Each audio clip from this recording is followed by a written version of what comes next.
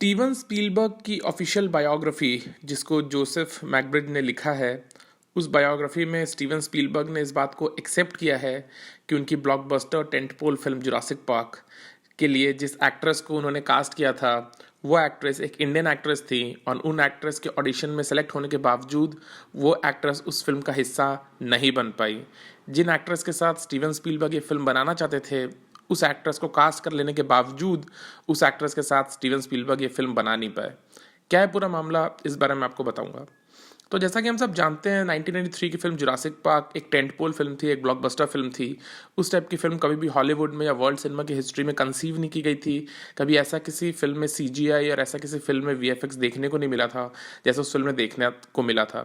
But बहुत कम लोग जानते हैं कि उस फिल्म में जो कैरेक्टर लॉरा डर्न ने प्ले किया था, जो मेन लीड फीमेल एक्ट्रेस का कैरेक्टर लॉरा डर्न ने प्ले किया था, उस एक्ट्रेस के किरदार के लिए स्टीवन स्पीलबर्ग की पहली पसंद थी इंडियन सुपरस्टार श्रीदेवी। श्रीदेवी ने ऑडिशन दिया था उस कैरेक्टर के लिए लॉरा डर्न के साथ एंड ग्विनेथ पैल्ट्रो के साथ। एंड उस ऑडिशन में स्टीवन स्पीलबर्ग श्रीदेवी की एक्टिंग चॉप्स को देख करके मंत्रमुग्ध हो गए थे और उन्होंने तुरंत ही श्रीदेवी को कास्ट कर लिया था as the leading lady. Sridevi ने डॉटेड लाइंस पे साइन भी कर दिए थे, श्रीदेवी ने कॉन्ट्रैक्ट भी साइन कर दिया था,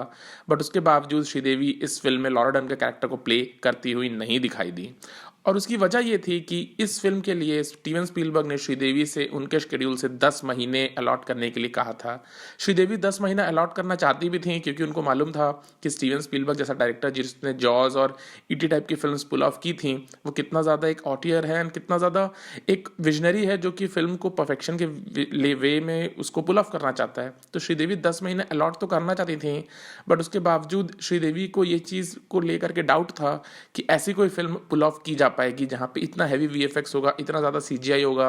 ऑल्दो स्टीवन स्पीलबर्ग के ऊपर श्रीदेवी का भरोसा ज़रूर था, बट श्रीदेवी इस चीज़ को लेकर के एप्रीहेंसिव हो गई कि ये फिल्म एक कार्टूनिश फिल्म बन जाएगी। और अगर ये फिल्म कार्टूनिश नहीं भी बनती है, अगर ये फिल्म वो फिल्म बनती भी है जो स्पीलबर्ग चाहते हैं, तो भी इस फिल्म का पूरा क्रेडिट डायनासोर्स को मिलेगा और इस फिल्म का पूरा क्रेडिट इसके डायरेक्टर को मिलेगा। फिल्म के लीड एक्टर्स का इस फिल्म से ज़्यादा क्रेडिट और उनके लाइफ को हॉलीवुड में ज़्यादा लेंथ नहीं मिलेगी। ये चीज़ श्रीदेवी के एप्रीहेंशन में थी। ये चीज़ श्रीदेवी ने स्टीवन स्पीलबर्ग के साथ डिस्कस भी की, जहाँ पर उन्होंने उनको बताया कि वो 10 महीने अलॉट करने के लिए तो तैयार हैं अपने शेड्यूल से, लेकिन वो बहुत एप्रीहेंसिव थी कि ये फिल्म मेनली डायनासोर्स पे फोकस करती है और ये फिल्म मेनली जब हिट भी हो जाएगी तो पूरा क्रेडिट डायनासोर्स की दुनिया वीएफएक्स और स्पीलबर्ग को जाएगा और उससे श्रीदेवी का करियर एडवांस नहीं होगा। इसको लेकर के स्पीलबर्ग ने श्रीदेवी को बहुत कन्विंस करने की कोशिश भी की कि कैसे ये फिल्म ब्लॉकबस्टर होने के चांसेस हैं और ये श्रीदेवी के करियर को कैसे हॉलीवुड में फ्लरिश करवा देगी, बट श्रीदेवी एप्रीहेंसिव थी। उन्होंने ऐसी कभी फिल्म कोई की नहीं थी जहाँ पे श्रीदेवी का कैरेक्टर एक ग्लॉस हो या फिर जस्ट एक आई कैंडी के रूप में हो। श्रीदेवी हमेशा उन्हीं रोल्स को करने के लिए जानी जाती थी जहाँ पे उनका कैरेक्टर एक सेंट्रल पॉइंट था, एक सेंट्रल फेस था फिल्म का। एंड जब उनको ये रियलाइज़ हुआ कि इस फिल्म में लॉरा डर्न का कैरेक्टर जो वो प्ले करने जा रही हैं वो सेंट्रल पॉइंट नहीं होगा, तो उन्होंने स्पीलबर्ग से बहुत ही हम्बल वे में रिक्वेस्ट किया कि वो इस फिल्म का कॉन्ट्रैक्ट कैंसिल करना चाहती हैं ताकि वो इंडिया में अपने बाकी तमिल, तेलुगु और हिंदी प्रोजेक्ट्स पे काम कर सकें। ऑल्दो स्पीलबर्ग ने उनको परस्यू करने की कोशिश की क्योंकि स्पीलबर्ग बहुत ज़्यादा खुश थे श्रीदेवी के ऑडिशन से, बट श्रीदेवी के मन में रह गया था कि इस फिल्म का पूरा क्रेडिट स्पीलबर्ग और डायनासोर्स को मिलेगा। एंड श्रीदेवी के मन में ये भी था कि शायद ये फिल्म उस लेवल पर बन ना पाए जिस लेवल पर स्पीलबर्ग उसको पुल ऑफ करना चाहते हैं, क्योंकि श्रीदेवी ने इंडिया में और अपने करियर में कभी देखा नहीं था इतनी हैवी वीएफएक्स और सीजीआई वाली फिल्म। ये सारी चीज़ें स्टीवन स्पीलबर्ग ने अपनी बायोग्राफी जो जोसेफ मैकब्रिड ने लिखी है उसमें मेंशन की थी, जहाँ पे स्टीवन स्पीलबर्ग ने यह भी कहा था कि उनकी नज़र में वर्ल्ड के ग्रेटेस्ट एक्टर अमरीश पुरी भी हैं, इनफैक्ट वर्ल्ड के ग्रेटेस्ट विलन तो अमरीश पुरी ही हैं। ये सारी बातें स्टीवन स्पीलबर्ग ने अपनी बायोग्राफी जोसेफ मैकब्रिज को जिसने लिखा था उस बायोग्राफी में स्टीवन स्पीलबर्ग ने एक्सेप्ट की है। बट बहुत कम लोग जानते हैं कि वो जो कैरेक्टर लॉरा डर्न ने प्ले किया था उस फिल्म में वो श्रीदेवी को ऑफर हुआ था, श्रीदेवी ने कॉन्ट्रैक्ट भी साइन कर लिया था, लेकिन श्रीदेवी का जो एक एप्रीहेंशन था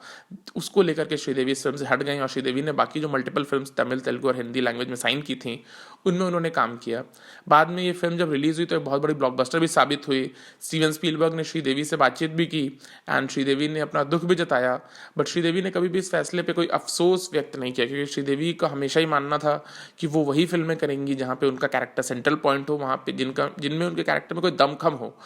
और इस कैरेक्टर में उनको वो चीज़ दिख नहीं रही थी। बाद में स्पीलबर्ग ने इस कैरेक्टर के लिए लॉरा डर्न को ही साइन किया एंड ग्विनेथ पैल्ट्रो इस कैरेक्टर के लिए बहुत ज़्यादा एजेंडा चलाने की कोशिश भी की थी, बहुत ज़्यादा परस्यू भी की थी स्पीलबर्ग को, बट स्पीलबर्ग ने ग्विनेथ पैल्ट्रो को साइन नहीं किया और लॉरा डर्न से इस कैरेक्टर को करवाया। ऑल्दो हुआ वही जो श्रीदेवी को लगा था, फिल्म का पूरा क्रेडिट स्टीवन स्पीलबर्ग और डायनासोर्स और वीएफएक्स टीम को गया, किया। और बहुत कम लोग जानते हैं कि फिल्म के जो लीड एक्टर्स थे सैम नील और लॉरा डर्न, बहुत सारे लोगों को तो मालूम भी नहीं होगा आज तक कि उनके लीड एक्टर्स का नाम क्या है। बट ये कहानी थी जहाँ पे श्रीदेवी जुरासिक पार्क के लिए फर्स्ट प्रेफरेंस थी स्टीवन स्पीलबर्ग की, और साइन भी कर लिया था उन्होंने कॉन्ट्रैक्ट, बट स्टिल वो फिल्म कर नहीं पाई। अगर इस बारे में आपको और ज़्यादा पढ़ना है तो आप स्टीवन स्पीलबर्ग की बायोग्राफी जोसेफ मैकब्रिड जिसको लिखे हैं उस बायोग्राफी को खरीद के पढ़ सकते हैं।